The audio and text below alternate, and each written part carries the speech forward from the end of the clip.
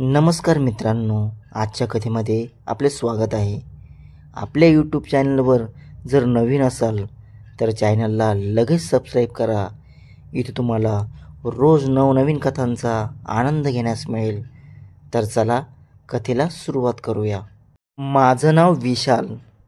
मी शिक्षणानं engineer, पण आयुष्यात एक चुकीचा वळण घेतलं आणि हातात बेड्या पडल्या. 5 वर्षांची शिक्षा. सुरुवातीला वाटलं सगळं संपलं, पण त्या बंद भिंतीच्या आत मला जे मिळालं ते बाहेर कधीच मिळालं नसतं. ती सायली. सायली ही तुरुंगात येणारी सामाजिक कार्यकर्ती होती. दर आठवड्याला ती कैद्यांशी संवाद साधायची, त्यांचं समुपदेशन करायची, त्यांना लिहायला बोलायला शिकवायची. पहिल्यांदा ती मला भेटली तेव्हा तिच्या चेहऱ्यावर एक विलक्षण शांतता होती. डोळ्यात करुणा आणि आवाजात विश्वास. विशाल, तुला लिहायला आवडतं का? तिने विचारलं. लिहायला? कशावर? मी विचारलं. स्वतःवर, आपल्या आठवणीवर, जे मनात दाटून बसलंय त्यावर. त्या दिवशी तिनं मला एक वही आणि पेन दिलं आणि मी लिहायला सुरुवात केली. रोज रात्री मी माझ्या भावना लिहायचो. राग, पश्चाताप, आठवणी आणि हळूहळू त्या सगळ्यांत सायली झिरपू लागली.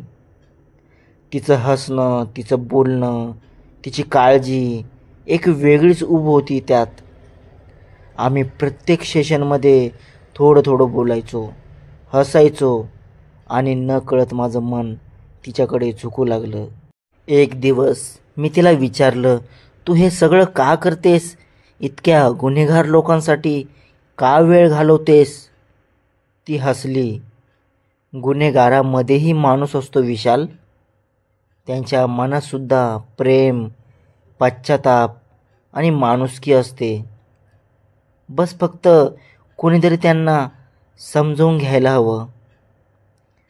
त्या उत्तरात मला एक अशी स्त्री दिसली जी केवळ समजून घेतच नव्हे तर प्रेमही देऊ शकते. एक दिवस मी तिला माझ्या वहीतून एक कविता वाचून दाखवली.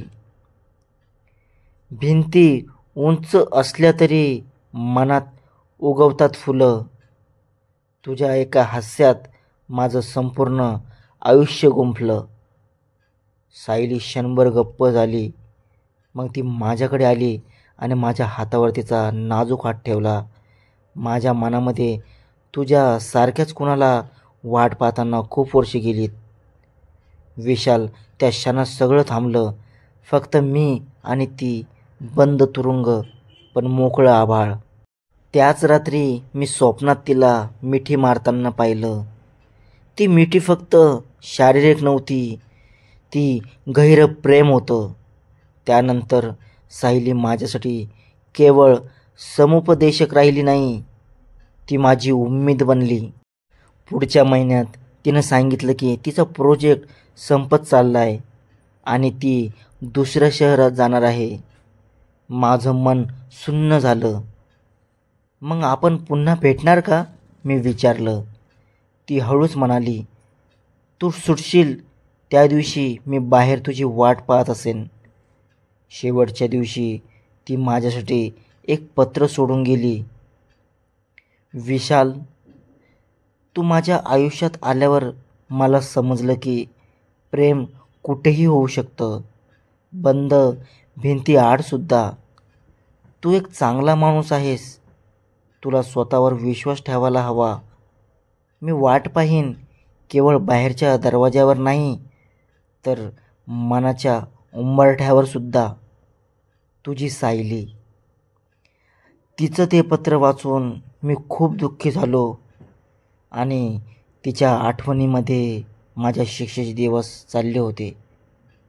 काही दिवसांनी माझ्या शिक्षेचा शेवटचा दिवस होता. माझ्या मनात एकाच विचाराचं वादळ होतं. सायली येईल का, की ती फक्त एक स्वप्न होती?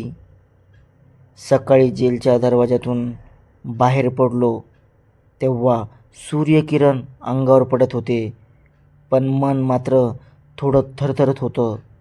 गेटच्या बाहेर डोळे शोधू लागले आणि मग एक हलकीशी चाहूल. ती होती सायली. हलकीशी साडी नेसलेली, डोक्यावर केस गुंडाळलेले, पण डोळ्यात पूर्वीसारखीच ऊब. मी क्षणभर थांबलो. तिच्या नजरेची नजर भिडली आणि वेळ थांबला. ती पुढे आली. विशाल, तिने हळूच म्हटलं.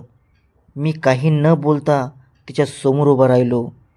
इतके दिवस ज्यासाठी जगत होतो ती आज माझ्या समोरही होती. डोळ्यातून पाणी वाहू लागलं.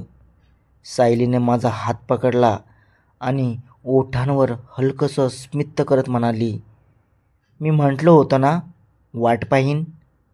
मी पुढे होऊन तिला घट्ट मिठी मारली. त्या मिठीत सगळं होतं.